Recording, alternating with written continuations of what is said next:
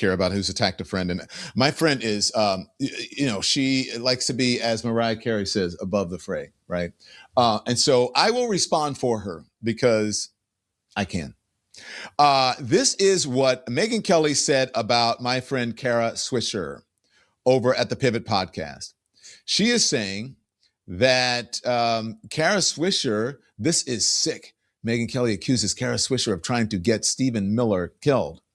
And basically what she is saying here is because Scott and Kara are talking about the unhinged things that Stephen Miller does from the White House, that he is a White House advisor. And folks believe that a lot of these really, really staunch right-wing offensive and brutal tactics that are happening with the ICE agents, that part of this is from Stephen Miller and his ideology. And so she is saying that because of their comments of comparing what happened in the 30s and 40s in Germany, that's somehow going to get Stephen Miller killed. Now, need I say that the president, just as I'm taping this, is also saying that Representative Ilhan Omar probably staged her own attack. And before that, before she was attacked, he was on stage in Iowa denigrating her and basically otherizing her, saying that she wasn't American. That's what it felt like. She wasn't American or American enough, and she should be happy and grateful that she's come to this country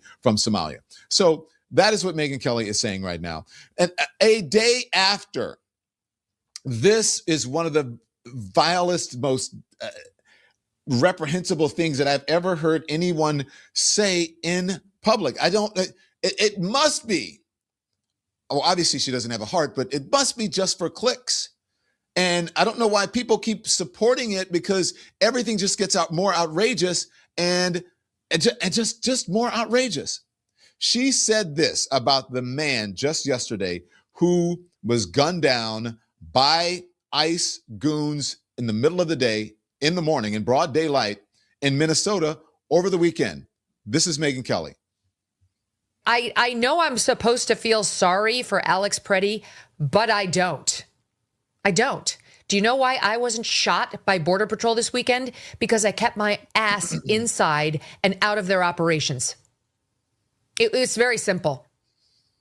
If I felt strongly enough about something the government was doing that I would go out and protest, I would do it peacefully on the sidewalk without interfering, via a whistle, via shouting, via my body, via any other way. I would make my objections known by standing there without interfering, because interfering is where you go south.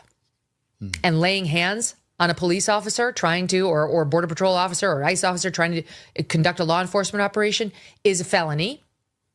And now you are going to get arrested. And if you do anything that resembles resisting, you're in serious trouble. Okay, now isn't Megyn Kelly, is she supposed to be an attorney? Or a former attorney? Because if you look at any of the video, I did not see this. I didn't see him being the aggressor or putting his hands on anyone. I saw him trying to help a lady, and he was going in there to help the lady. And the entire time, until they pulled him away from her, he was trying to hang on to the woman. And as my mother says to me all the time, Don, just because you can't say something doesn't mean that you have to. And maybe Megyn Kelly should take my mother's advice, because just because you can say it, it doesn't mean that you should say it or you have to say it, because that was deplorable. Now, she has no empathy for this man and his family, but she wants empathy for this. Watch. Kyle Rittenhouse just fell to his knees in tears. He's on his knees. His lawyer's talking to him. He's shaking. It's upsetting to watch. It's like, I feel like the media is just so awful, Andrew. They've been so disgusting from the beginning. Is she talking about herself? This boy is feeling. Pause. Immediately, is she talking about herself? I think she's discussing herself. Keep going. This young man, his mother's in tears behind him. We forget people's humanity in the press.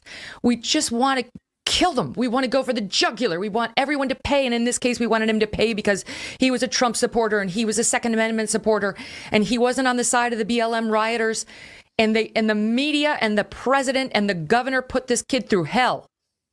Oh my gosh. I mean, calm yourself, Megyn. His Second Amendment was also Alex Preddy. Believed in the Second Amendment. As a matter of fact, he was a lawful gun owner. Can't say so much about Kyle Rittenhouse, who got off for killing 2 people. And yet you are crying and you want to feel sorry for one person's death, but not the other person's death. I'm not going to go into all the circumstances about what happened with Kyle Rittenhouse, crossing state lines, with a weapon, underage, all the things. But you want people to have empathy for him? Unbelievable. You don't feel sorry for him. So, and then very similarly, I'm just going to show you, just to show you the hypocrisy. I should have started this video by saying, well, you want to see a grifter? You know, when someone gets the best of someone you see on a news report or something, and they say, want to see a dead body? Meaning that person killed the other person with their words, metaphorically. So you want to see a grifter? Here is a grifter. Charlie Kirk video, roll it. They're reporting that Charlie has died. That he's dead. At the age of 31.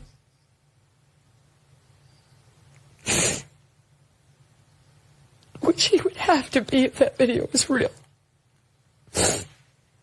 There's no way he survived that. The only good thing is, it had to have happened quickly.